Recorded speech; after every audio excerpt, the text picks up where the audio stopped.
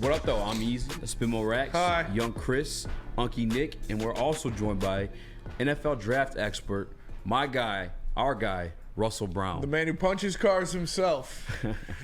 He's a demon with some fireball in him. Russell Brown, the legend. What up, Russ? You there? What's up, fellas? How are us? Doing good, man. Doing good. I just want, so you were down, obviously, Senior Bowl. You always go, you figure out what's going on with the Senior Bowl. It is a great highlight of future people coming into this NBA combine. That is where, or NFL combine, that is where a lot of guys kind of raise their draft stock. And I think one person that's been talked about a lot, and I want to get, someone who had eyes on him, their perspective, is T'Vondre Sweat. We saw him make a lot of noise on Twitter, but what did you see out of him that is kind of vaulting him higher into the first round as a prospect? Yeah, power, and more power. I mean, he is a powerful individual that just checks a lot of boxes, man. I mean, he's got 6'4" frame, and he didn't weigh into the Senior Bowl. You got me talking combine already. And he didn't check in at the Senior Bowl with his overall weight, but he's listed at 362.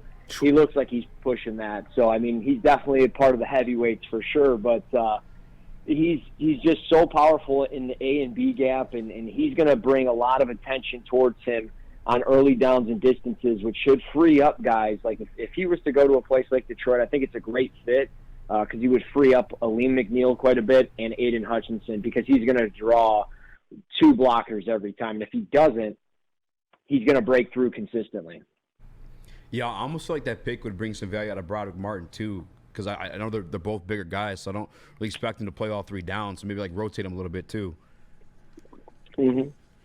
Yeah, no, I think that's a great point. I think that's something that maybe Detroit would be interested in. Obviously, it depends on the interview process and some of the background stuff that Brad Holmes and these NFL teams will get a firsthand look at. But I think you hit the nail on the head. You create kind of a rotation with those bigger bodies, and it can create a force up in the middle for Detroit. So we'll see obviously what happens as far as where his stock overall is and where he'll end up going. But I think Detroit could potentially spin the tires there at 29. If there's a trade out, maybe they take him early second round. But, some of these mock drafts have him available at 61, and I would be a little surprised if he was there at that point. Now, we kind of been bouncing around cornerbacks. It's just kind of tough to pinpoint who's going to actually be there at 29. I seen Daniel Jeremiah had Nate Wiggins to the Detroit Lions there. I seen Rackeshaw there, and then I just did a little homework on this guy named TJ Tampa today. What cornerbacks are you expecting to be there towards the end of that round? And I guess how do you value those players? Well, Quinyon Mitchell from Toledo was kind of the dream scenario for us because he's up the road in Toledo or down the road in Toledo, but the ball skills really stand out. His closing ability was on point all week. He lost one rep all week, I'm pretty positive, and it was to Roman Wilson in a one-on-one at the end of practice, and he essentially slipped on the route. Now, I think part of it was because of the route being ran by Roman Wilson, but at the end of the day, he is a shutdown corner that might very well be the first corner off the board. So it's a bit of a pipe dream for him to be there at 29. So I would adjust your mock drafts accordingly if I'm sitting on the simulator. But the player that realistically to me makes a lot of sense is Kamari Lassiter out of Georgia. I was talking to a colleague today, and he brought it up, and I was like, you're actually kind of onto something. With our cover 3 tendencies and cover 1 man coverage that we like to run, Lassiter did a lot of that at Georgia. And I think at 6 foot, 180 pounds, if he can check in at 185 and run relatively well, he checks a lot of boxes for Detroit, especially with the coverages and the knowledge of those coverages. But the ball skills are there. 8 pass deflections this year. He's only got 1 career interception, but he's always kind of around the football, and his physicality stands out. I mean, if you look up his highlights and look at him, especially against South Carolina, he absolutely drills, which I'll have a clip later tonight posted on it, but he absolutely drills Xavier Leggett, the wide receiver there, who's down at the Senior Bowl. He's a 6'1", 220-pound receiver. So I don't think his size will be an issue. He's physical. He's got good form tackling. He gets a little grabby. He gets beat on double moves. But I think when you look at the zone coverages that the Lions run, I think he's a fit here. So I would circle him. I'm glad you mentioned TJ Tampa. I like him quite a bit. He's a longer corner. I think kind of similar in a sense of fitting the zone coverages of cover 3 and man coverage. I think he would make a lot of sense. And I'm not a homer by any means because I'm a Spartan guy, but I think Mikey Sandersville from Michigan would be a home run pick. He's a playmaker. He's always around the football. I don't care if he's 5'9", 5'8", $180. I don't care what he plays. I think you put him on the field in your defensive backfield, and he's just going to make plays. I mean, 6 pass deflections, 6 picks this year, and 2 forced fumbles. The guy's around the football all the time. You don't see him as more of like a slot guy when it comes to Mikey? Yeah, I mean, he could. He very well could, but I don't think Detroit will have an issue there. I think Detroit needs to get creative from time to time with their coverages and with their packages. I think they get a little bit predictable with the 4-3 fronts that they like to run, and then obviously the nickel stuff. And the nickel, they bring on 5 defensive backs, but we rarely ran dime, and I just wonder if they bring in another guy that can cover the slot with Brian Branch. I just wonder if the perimeter and the out runs really get kind of handled themselves, and if you somehow add that big body of a Devondre Sweat in the middle, you almost have like an extra linebacker there in a sense. And I fell in love with a guy, Nate Wiggins. Pause. I fell in love with him like I fell in love with Gonzo last year. I know you were a big Christian Gonzalez guy as well, and we kind of shared that when we talked about it before. But is this even a possibility for the Lions, for him? I know Brad Holmes has shown that he's not afraid to move up to get a guy if he really loves him, but is he even going to be remotely close to the Lions picks? I see this guy on tape, and I love his skill set and his ball, like how he plays the ball. I think he could be. I mean, he's one of those types of players that he gambles a lot in coverage, and he kind of goes for the big play, and at times it pays off, and other times it burns him. But I think he's one of those guys that might not be as physical as a Kamari Lassiter or a Tyrion Arnold out of Alabama, but the length really pops. He's versatile. I think with his patience in press coverage, that's what's going to really make a difference for him. And at 6'2", 185, 190 pounds, I think there's a chance he's there. It just, we haven't seen the Lions go early at the cornerback position outside of Brian Branch, and some would label him as a safety. I think you would just more so just label him as a defensive back. But outside of that, they haven't really used an early round pick on a corner or a defensive back, again, outside of Brian Branch. So maybe they will acknowledge that this year, realizing, hey, this is our biggest need. But obviously it just depends on what happens with free agency. So Wiggins could be there, but I've also seen him, the LA Rams seem to be a good fit. Potentially the Colts at 15 would probably be the earliest I would say he would go. But yeah, I mean, there's always a shot that he falls a little bit into a range where Detroit might be able to move up a little bit. And another big need, I think, for the Lions going into this draft is interior offensive line, because you don't know what you're going to do with Graham Glasgow and Jonah Jackson both being free agents, and Frank Ragnow flirting with retirement or what's going on there. I do think they're going to make a pick in those first 4. They've got 4 in the first 3 rounds. Is there someone that pops to you on paper that the Lions could take an interior offensive lineman with that first pick at 29? And if so, who would that be? Well, if Jackson Powers Johnson from Oregon is there, he would be kind of a no-brainer. He was the best offensive lineman in Mobile last week. He essentially practiced 2 days and kind of chilled the rest of the week. But he's one of those guys that checked in at 334 pounds. He was listed at like 315, 320. And he came in at 334 to show that he could play guard, he can play center, he can play guard, and he gets out in space very well for a player of his size. He's one of those guys that's consistently staying square on tape. And in those drills last week, I don't know if he lost a single one-on-one rep. I mean, that's repping against some of the best guys in the draft on the interior. So I think if he's there at 29, it would make a lot of sense. It doesn't seem like he's going to be there, but a player that could, Graham Barton out of Duke, I think the Lions would love this kid. He's versatile. He can play all 5 positions, 6'4", 315. Arm length is going to get tested, but he's very aggressive. He finishes his blocks consistently. They used him a bunch in tackle over stuff, so you kind of think of Penei Sewell and Taylor Decker and Dan Skipper and moving those guys around. I think Graham Barton would kind of slide in and fit. But let's say they didn't use it in first round. Let's say they want to go to the day 2 of the draft and find the guard that they're looking for.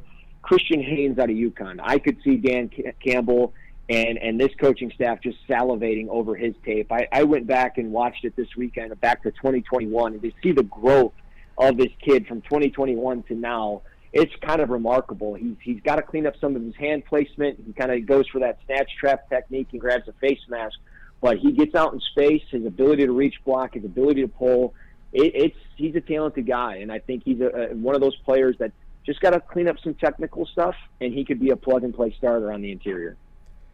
Now, going off of Brad Holmes' presser, or the ether and diss track he had against a lot of the beat reporters in the room that day, one of the things he brought up is, like, it's easy to kind of, like, have the eye for the talent. It's just what they look for is more like the tangibles. And you hear the term all the time, the Dan Campbell guys. I'd like the pick that you were talking about, Lassiter. I think that makes sense. I've heard a lot of good, like, work ethic things about him. Was there anybody that you were around last week in Mobile that kind of, like, showed that Dan Campbell guy mentality or just grind that the Detroit Lions seem to look for? I'm trying to think off, like, the top of my head. I mean, I talked a little bit about Jackson Powers Johnson. I thought he would fit. I'm sure off just the interview process. Braden Fiske out of Florida State would be a player on the interior defensive line that would make a lot of sense. He's got shorter arms at only 31 inches, but he is 6'5" and 300 pounds, about 300 pounds, and he's going to be kind of a sub-package guy from time to time. He's going to play 3-tech. He's going to play 5. He's going to play 4-eye. He's going to move around, and I think in our front with Liam McNeil and Aiden Hutchinson and the guys in the depth pieces that we have there up front, I think he would fit well along those guys. And just the work ethic that he has, explosive first step, great motor. And when you think of Dan Campbell and that, I mean, that's what he's about. Guys that are going 100% all the time. And he really stood out in that regard. Gabe Hall out of Baylor, he got better every day down there. And, I mean, we're talking a 6'5", 290-pound defensive lineman on the interior with almost 35-inch arms. It's remarkable how powerful he is and the length that he has. He just got better every single day, and he showed great effort. He had great attitude. But ultimately the guy that I circle, and I just think of, like, the interview room, the guy that I interviewed that blew me away was J.D. Bertrand from Notre Dame. He's a linebacker there, and he was really impressive. He only has 31-inch arms, so a little bit smaller, 6'1", 230, but he was versatile in that Notre Dame front. And 2 years ago, he kind of played this overhang shell defender in the box, and he was almost like a safety down in the box, but he was also listed as a linebacker. So I'm curious what they labeled him as, but he played with Kyle Hamilton. I think he learned a lot, and he kind of took the defense over when Hamilton went to the Ravens. And just watching him, I mean, the way he deconstructs blocks, I mean, he's blowing up interior offensive linemen at the line of scrimmage. He was making great tackles. And just listening to him talk about football, I asked him, what does football mean to you? And, like, it means everything. And, the way he responded to everything that I was talking about was great. And he called himself, in the linebacker room at Notre Dame, stimulus response linebackers. So he goes into great detail about it. It's posted on my Twitter, but he is somebody that kind of reminded me of, like, if I was interviewing Jack Campbell, I feel like the responses would kind of be very similar.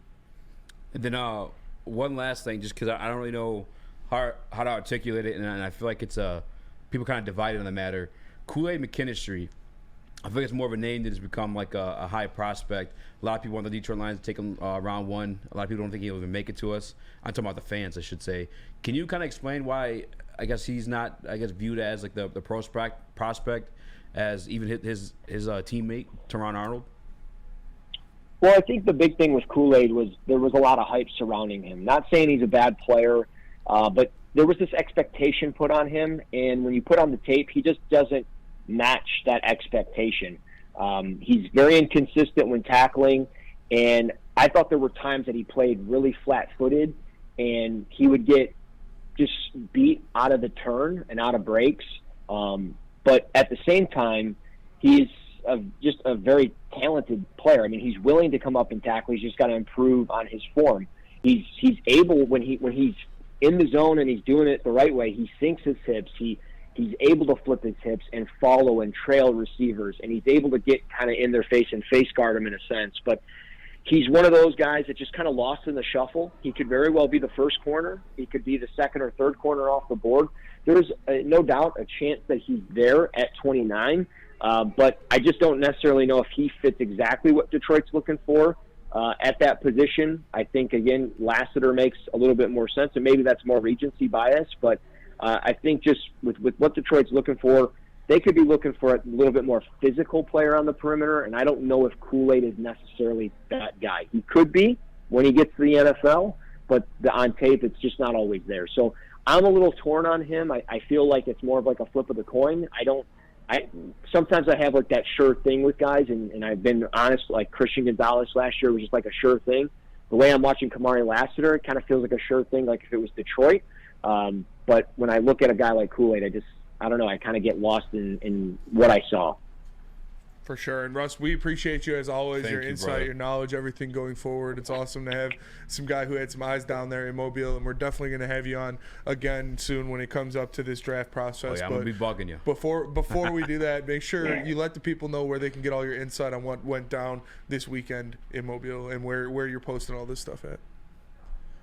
Yeah, you can find me on X or Twitter, whatever we call it these days, at Russ NFL Draft. Smash the follow button.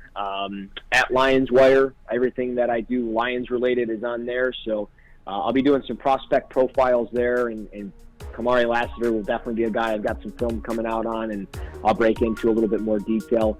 Obviously, NFL Draft stuff at Fantasy Pros, and then some betting stuff at Betting Pros. So, as always, fellas, always appreciate you guys letting me come on and talk a little football with you. Definitely, man. Thanks. We appreciate you joining us. Trust you, the man.